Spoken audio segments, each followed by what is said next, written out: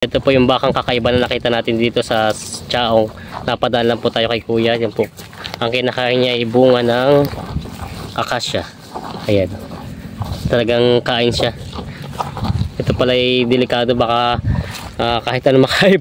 Sabi ko kay kuya, baka pati yung puno ng akasya kainin na eh. Pero yung dahon po ng akasya hindi na kinakain? Hindi. Hindi. Ito lang talagang bunga. Yan.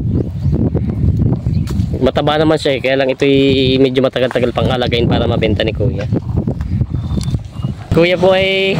Kaya ano yung sinisimot nyo dito? Ako yung... May sinisimot si kuya, kita ko dito. Bunga ng akasya. Ito daw ay bunga ng akasya. May tinitinan. Tinitinan ko si kuya at ako yung medyo nagpahinga yung motor at nainit. Ito daw yung pinupulot ni kuya. Tapos tinanong ko si kuya pala nanonood din sa atin. Ito yung puno ng akasya oh. Kay kuya, ano saan po para saan ito? Para baka. Eh po, meron ng minsan sa talong tapos kamatis tapos puno ng saging. Ito mas kakaiba. Ito mas matindi. Di ba matigas yan? Hindi, ayos yan. Para yan pulot, para yan yung warang ano ito. Parang molasses. Molasses. Oo. Ang dating niya. Paano ito ihahalo sa... Hindi na. Ay, puro ito, puro. Kinakain pala ito ng baka. Kuya dito tinitingnan ko halo ko ano yung pinupulot. Galay, kakauti, pinapulot. Pinapakain daw pala to sa ano, kahit yung kala ko yung pwede yung mura pa siya, ito pala pwede rin yung mga gata magulang. Masaya pa kayo yung kuhan. Nunguha daw si Kuya. Kuya, nandito tayo sa Chaong ngayon at medyo yung ating motor ito tumirik.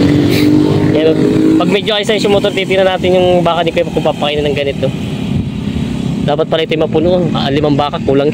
Dapat dito lang. Konti-konti nila naman sa baka. Hindi na pwede marami. Pero ibig sabihin hindi na masama sa kanya kung maganda sa katawan ng baka? Maganda sa kuwag. Parang napulot yun. Parang pulot. Nakakatakaw minom. Ayos na pala.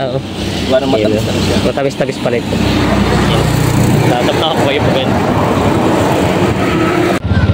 Yan mga Talongs TV, may pupuntahan tayong si Kuya yung nakita natin namumulot kanina ng bunga ng akasya.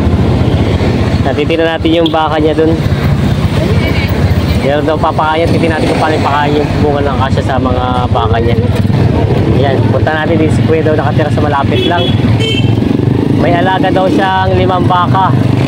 Papakainin ng bunga ng akasya.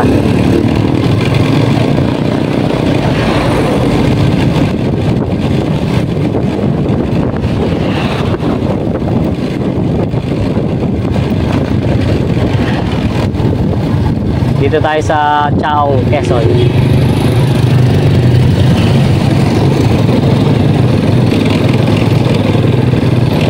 Dito lang pala kay Kuya. Malapit lang pala.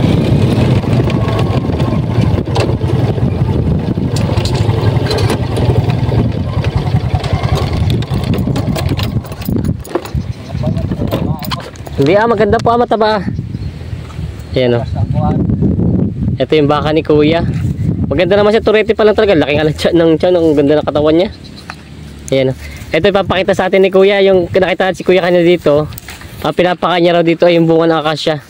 Nagtago na yung baka. Ayan o, nasa lubong na agad eh. Amoy na amoy niya na agad o. Ayun. Ay kagaling o. Ayan, dahil walang damo ngayon, kanya-kanyang diskarte ang mga magbabaka. Ayan o. Talagang gambang ang bunga ng akasya eh. Bakit pag tinali mo kayo sa puno ng akasya, baka kainin pati puno ng akasya eh. Hindi naman. Ayan o. Tingnan natin o. Ang kagaling o. Nakakala ko kanina, nagbibiro lang si Kuya, pero tinan niyo po o. Parang kumakain lang ng chicharon. Pero Kuya, may tatanong ako sa inyo, kung po yung matagal na nagbabaka? Matagal na rin. Po, ibig sabihin ko po, kamusta naman ang kitaan sa baka?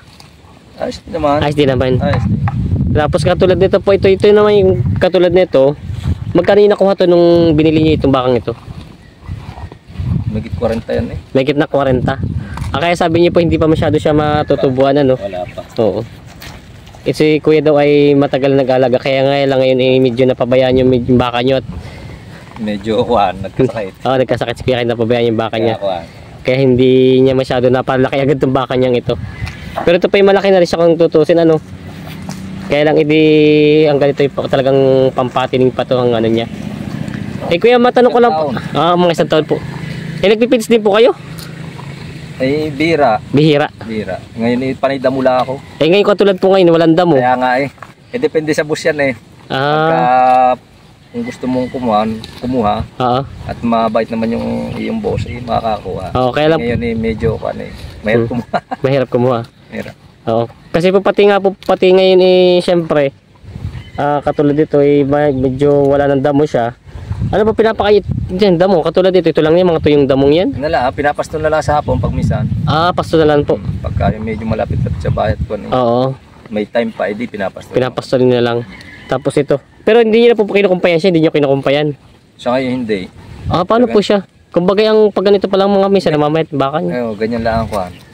Tubig. Tubig po talaga. Pinainom. Dalawang beses sa maghapon pa ang tubig niyo.